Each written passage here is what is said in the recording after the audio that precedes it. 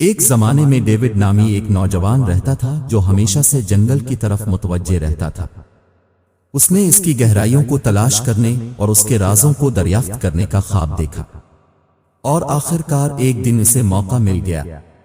David جنگل کے سفر پر روانہ ہوا، اپنے آپ کو جنگل میں غرق کرنے اور جنگل کی طرف سے پیش کی جانے والی تمام چیزوں کا تجربہ کرنے کے لیے بے چین تھا۔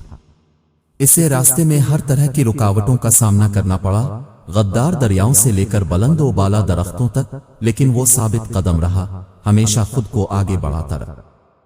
جب وہ جنگل میں گہرا سفر کر رہا تھا، ڈیوڈ نے ایک ایسی دنیا دریافت کی جس کے بارے میں وہ کبھی نہیں جانتا تھا۔ اس نے غیر ملکی جانوروں کا سامنا کیا، مقامی برادریوں سے ملاقات کی، اور جنگل کی مختلف انواع کے درمیان پیچیدہ تعلقات کے بارے میں سیکھا۔ لیکن جنگل بھی ایک خطرناک جگہ تھی اور ڈیوڈ کو مسلسل چوکس رہنا پڑتا تھا۔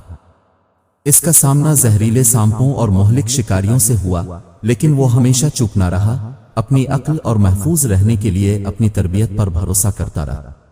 چیلنجوں کے باوجود ڈیوڈ اپنی زندگی کا وقت گزار رہا تھا۔ وہ وہی کر رہا تھا جو اسے پسند تھا، اور وہ ہر روز نئی چیزیں دریافت کر رہا تھا۔ اور جیسے جیسے وہ جنگل میں گہرا سفر کرتا گیا، اسے احساس ہوا کہ یہ سفر بھی اتنا ہی اہم ہے جتنا کہ منزل۔ بالآخر ڈیوڈ اپنے سفر کے اختتام کو پہنچا، لیکن وہ گھر واپس آنے کے لیے تیار نہیں تھا۔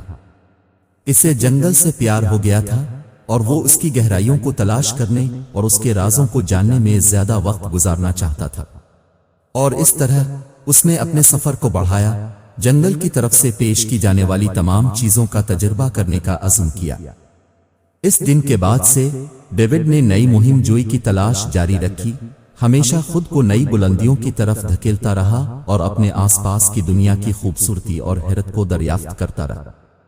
اور وہ اس سبق کو کبھی نہیں بھولا جو اس نے اپنے جنگل کے سفر پر سیکھے تھے، اور اس کی تکمیل کے احساس کو جو اس کے شوق کی پیروی کرنے اور اپنے خوف کا سامنا کرنے سے حاصل ہوا تھا۔